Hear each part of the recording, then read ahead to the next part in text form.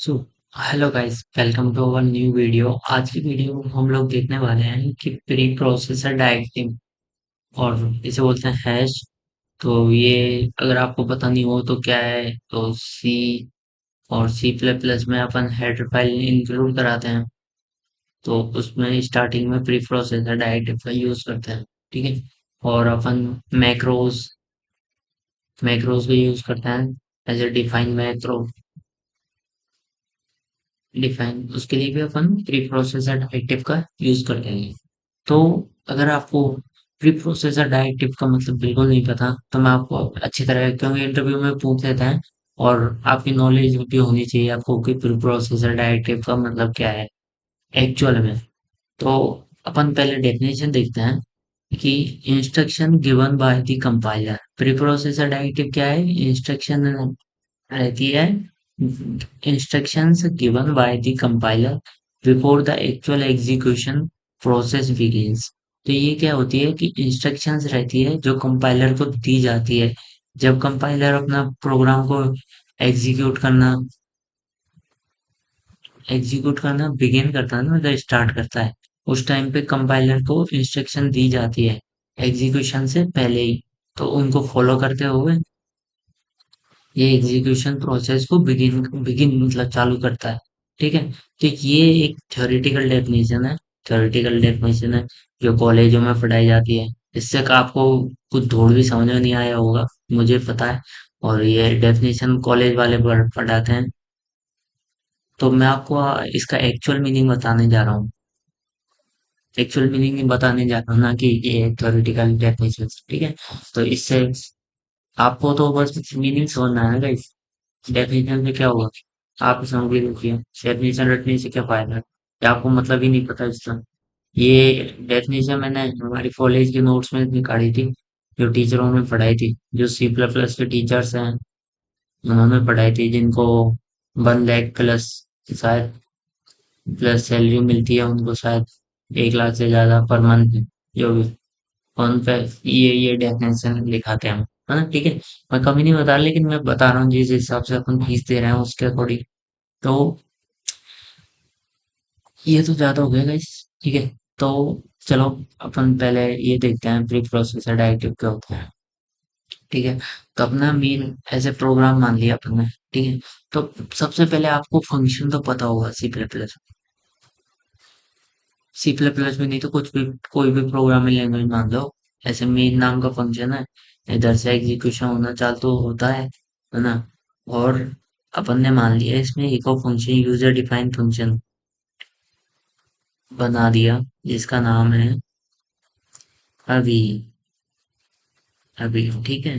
अगली लाइन क्या बना दी? सी आउट हेलो। ठीक है। ये अगली लाइन बना दी अपन ने, है ना। फिर दोबारा अभी को कॉल किए, ये फंक्शन अभी बनाएंगे अपन। आप ऐसे मत कीजिए कि फंक्शन तो बनाएंगे। अभी नाम का फंक्शन बना दिए और इसके अंदर है सी आउट हाय।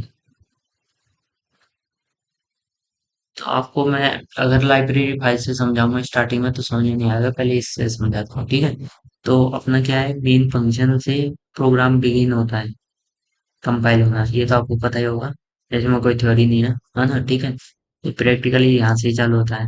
तो पहले कंपाइलर कहाँ पाएगा? मेन अभी ये इस पे, है ना। तो ये फंक्शन का मीनिंग ढूंढने ऊपर जाएगा, तो यहाँ पे आ गया।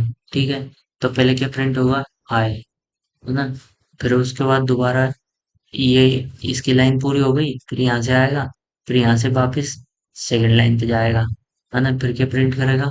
हेलो, है ना। फिर दोबारा इसका मीनिंग ढूंढने ऊपर जाएगा, है ना। तो फिर दोबारा इसका मीनिंग ढूंढने ऊपर जाएगा, फिर ये फंक्शन में घुसेगा, इसकी वैल्यू देखेगा, फिर दोबारा प्रिंट करेगा। अगर मैंने, आप सोच के देखो, अगर मैंने 100 प्लस टाइम्स इसको लिखा होता, अगर 100 प्लस टाइम, तो ये 100 प्लस टाइम्स ही ऊपर आता, है ना। फिर इसका मीनिंग ढूंढ के फिर दोबारा नीचे जाता। तो अपना टाइम है वो, मतलब टाइम है कंपाइलेशन।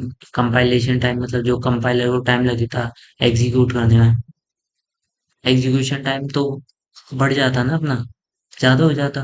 तो इसलिए अपन इसका तो कुछ कर नहीं सकते हैं, इसका भी करते हैं अपन। सी प्लस प्लस में एक इनलाइन फंक्शन है। इनलाइन फंक्शन का कंसेप्ट है कि अगर इधर इनलाइन फंक्शन लगा देंगे तो फास्ट एग्जीक्यूशन हो जाएगा। वो कैसे होता है वो मैं आगे सीरीज में पढ़ाऊंगा। लेकिन आप तो ये देखिए, ये बार बार मतलब कमी क्या है कि भाई ये बार बार ऊपर आएगा, फिर नीचे आएगा, फिर मीनिंग ढूंढना ऊपर जाएगा, दोबारा फंक्शन को कॉल करेगा, फिर दोबारा नीचे आएगा। ठीक है, तो अपन को इस चीज से बचने के लिए अपन को अब मैं आपको दिखाने जा रहा हूँ कि प्री प्रोसेसर डायरेक्टिव का यूज क्या है। इसका नाम देखिए आप, प्री प्रोसेसर। नाम से क्या कुछ समझ में आ रहा है? प्री प्रोसेसर यानी पहले, मतलब पहले ही प्रोसेस, प्रोसेसर यानी प्रोसेस करने वाला, मतलब पहले ही प्रोसेस करने वाला, उसे क्या बोलते हैं अपन? Pre process. अब अगर आपको ये नाम से समझ में कुछ तो थोड़ा बहुत तो समझ में आया ही होगा, क्योंकि नाम को टुकड़ा करके देखिए आप, समझ में आ जाएगा। छुपा हुआ हर चीज नाम में छुपी हुई है। तो अपन ने मेन फंक्शन को चलाया थे, नहीं एक हेलो वर्ल्ड का प्रोग्राम बनाया, एस इंक्लूड बना, I O S T R E A S, I stream. ठीक है, यूजिंग नेम स्पेस, है ना, एस टी डी। और मेन फंक्शन से प्रोग्राम चालू होता है। मेन फंक्शन बनाया, पेजा बना दिया अपन ने C out, U T out, hello. ये हेलो सिंपली स्क्रीन पे हेलो प्रिंट करने वाला ही प्रोग्राम है। ठीक है guys? तो मैं आपको ये बताने चाह रहा हूँ कि अगर इसमें एक और है सी आउट, पर है हाई। ठीक है, अगर अगर आप, अभी मैंने बताया था जैसे कि फंक्शन का मीनिंग कंपाइलर को पता नहीं है ना, तो ये वापस ऊपर जाता। अब आपको ये कुछ चीजें दिखाने जा रहा हूँ कि देखिए कि अपना प्रोग्राम बिगिन कहाँ से चालू हो, मतलब कंपाइलर नहीं यहाँ से चालू होगा मेन फंक्शन पे, फिर इसके अंदर आएगा। अब ये तो प्री डिफाइंड चीज है ना, इसका मतलब देखने के लिए कंपाइलर कहाँ जाएगा भाई? ऊपर जाता कि या तो ये आपको पता है ये कहाँ पे, इसी हेडर फाइल में छुपी हुई है ना, इसका मीनिंग तो सी आउट का था, क्योंकि I O S T R E A M, I stream, ये दो फाइल में टूट जाती है। एक तो आई स्ट्रीम मतलब इनपुट स्ट्रीम, और एक होता है ओ स्ट्रीम, है ना। तो आई स्ट्रीम है, उसमें क्या आता है सीन, है ना। ओ स्ट्रीम है, उसमें क्या आता है सी आउट। तो ये क्या है, एक चीज और देखिए कि ऑब्जेक्ट है ना कि फंक्शन है। ठीक है, कोई फंक्शन भी कह दे तो गलत है। ठीक है, तो फंक्शन नहीं है, ये क्या है, ऑब्जेक्ट है इस क्लास के। सीन है वो आई स्ट्रीम का है, और सी आउट है वो ओ स्ट्रीम का फंक्शन, मतलब ऑब्जेक्ट है, ऑब्जेक्ट ना, फंक्शन नहीं, ऑब्जेक्ट है। ठीक है, तो अब मैं जो चीज सिखाने वाला हूँ वो सुनिए कि भाई सी आउट है, उसका मतलब कंपाइलर को अगर पता नहीं है, मान के चलो अभी तक के लिए कि अपन को इसका मतलब समझ में जब ये आएगा जब अपन ये चीज सोच के देखेंगे कि इसका मतलब कंपाइलर को पता नहीं है, तो वो कहाँ पे देखने जाएगा? हेडर फाइल में, इसे बोलते हैं हेडर फाइल, है ना, हेडर फाइल। इसमें इसका मतलब ढूंढने जाएगा। तो इस फाइल के अंदर देखिए यहाँ पर एक ओ स्ट्रीम नाम की क्लास है, उसका ऑब्जेक्ट है ये सी आउट। तो इसका मतलब क्या है, पहले से ही पता है कि अगर इसके अंदर स्ट्रिंग पास करेंगे तो ये आउटपुट में उस स्ट्रिंग को प्रिंट करा देगा, है ना। ये इसको मतलब पहले से ही पता है, लेकिन ये ढूंढने के लिए यहाँ पे आएगा, है ना।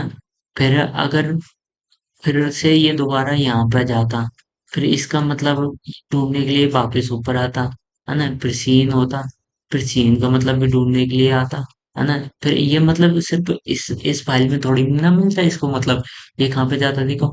अगर सी आउट है तो पहले इधर आई स्ट्रीम में क्लास आता, फिर ओ स्ट्रीम क्लास में आता, फिर ओ स्ट्रीम का ऑब्जेक्ट है सी, उसका मतलब ढूंढ के फिर वो इसको प्रिंट कराता, है ना। फिर ऐसे ही सीन है, इसको भी ऐसे ही करता, फिर सीन को भी ऐसे ही करता, इस क्लास के अंदर आता, फिर वो आई स्ट्रीम है, उसके मतलब आई स्ट्रीम है, इसके इसके अंदर आता, मतलब ओ स्ट्रीम से, आई स्ट्रीम से इनपुट स्ट्रीम में आएगा, फिर सीन का मतलब देखेगा, फिर सीन के अंदर के जो मतलब कुछ भी कोड है इसका, उसको एग्जीक्यूट करेगा।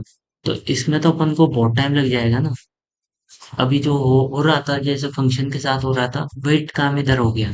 लेकिन अब प्री प्रोसेसर डायरेक्टिव क्या काम करता है, ये देखिए कि प्री प्रोसेसर डायरेक्टिव ये क्या है, इसके अंदर आगे की जो फाइल है, INCL UD इंक्लूड IOSTREAM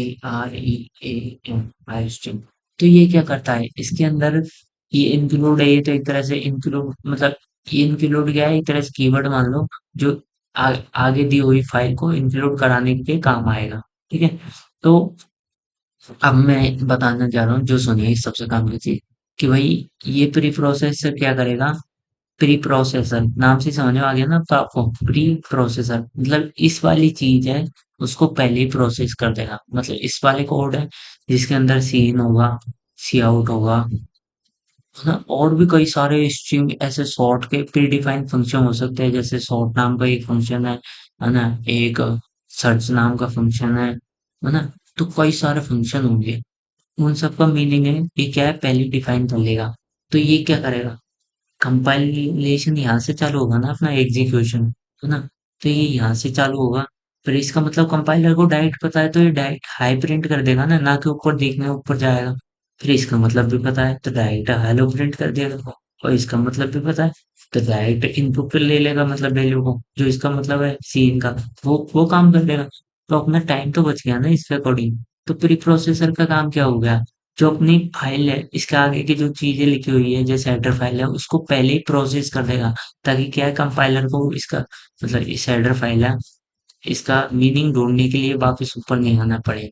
ठीक है, ये क्या है, टाइम को बचाने के लिए, टाइम को बचाने के लिए इसको तो क्या था, जो टाइम है ना, वो कम लगेगा, है ना, टाइम है, एग्जीक्यूशन एग्जीक्यूशन टाइम है वो भी कम हो जाएगा इससे, है ना, और मतलब बार बार ऊपर नहीं आना पड़ेगा कंपाइलर को हेडर फाइल में मीनिंग ढूंढने के लिए। बस ये है प्री प्रोसेसर डायरेक्टिव। गाइस, अगर आपको वीडियो पसंद आई हो तो वीडियो को लाइक कीजिए और चैनल को सब्सक्राइब कीजिए। ठीक है, और ऐसी वीडियो देखने के लिए हमारे चैनल पे बने रहिए। ठीक है गाइस, बाय।